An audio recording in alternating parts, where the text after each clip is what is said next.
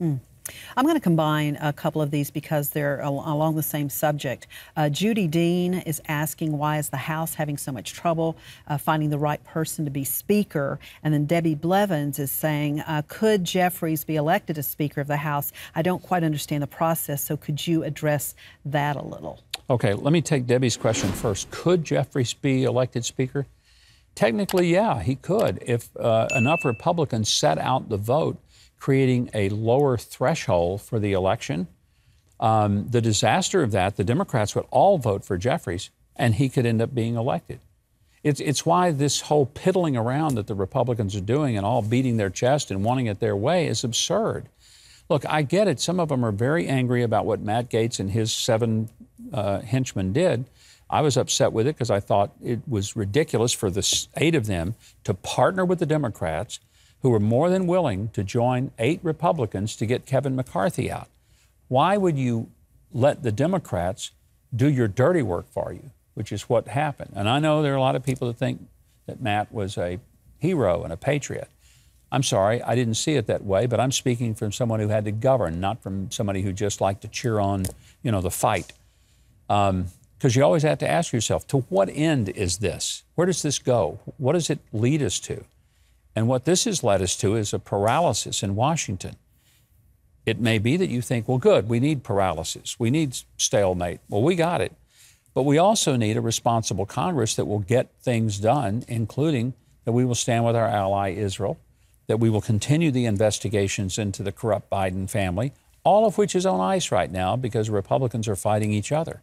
I admire Democrats for going out and sticking together, taking their fights within the family, putting on a united front. And here's the point.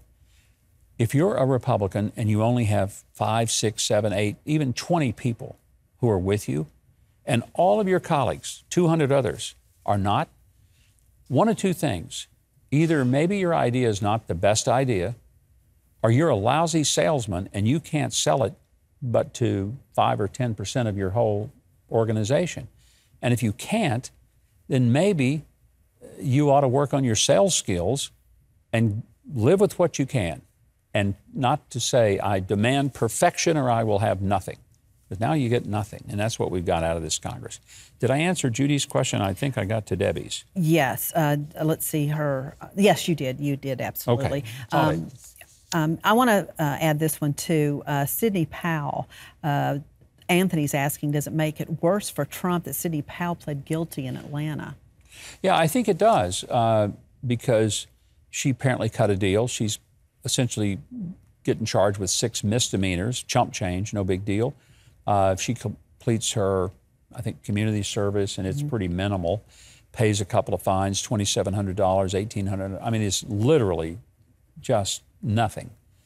If she does all that, and her record gets expunged, she keeps her law license, she doesn't have any real consequences, and it'll be far less than even an attorney fee for a week of legal representation. So on one hand, you can say, well, I don't blame her. She's trying to cut the best deal she can. Now she's probably going to have to testify against everybody else. I'm sure that was the whole idea of the scholarship that she got. But who knows what she's going to say? I have no idea. I was surprised. Look, when it gets down to it and people potentially face jail time, the loss of their livelihood, their reputation, and could lose their entire life savings paying legal fees, sometimes people just say, I'd love to fight this, but I can't. And if you get me a deal that gets me out of it all, yeah, I'll plead guilty to some nothing, and I'll walk away from this and let other people worry about it. Okay.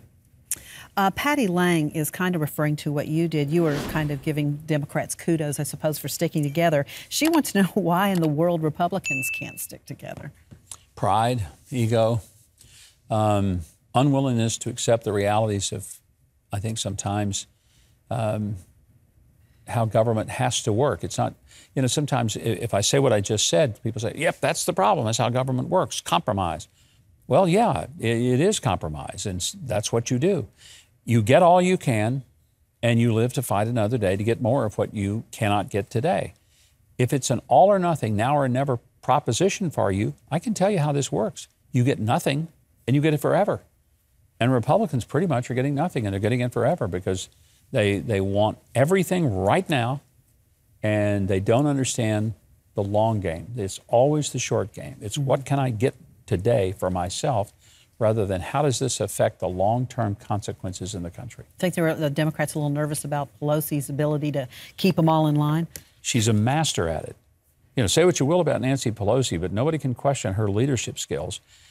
She would crack the whip on the Democrat caucus, and they stuck with her. Even members of the squad were afraid of her because, number one, she raised money for them, which is sad because Kevin McCarthy raised a boatload of money for the Republicans, and many of them for whom he raised money ended up turning on him. Yeah. And, you know, you just want to say, okay, look, you don't have to like Kevin McCarthy, you don't have to agree with him, but if you take his money and you let him come in and campaign for you and he helps you get your seat, and then you turn around and stab him in the back, I'm just not understanding how that's honorable. I don't think it is. Don't take his money, or at least give it back to him. If you enjoyed this video, I hope you'll consider clicking the subscribe button below and the notification bell next to it so you don't miss any of our future videos when they go up online.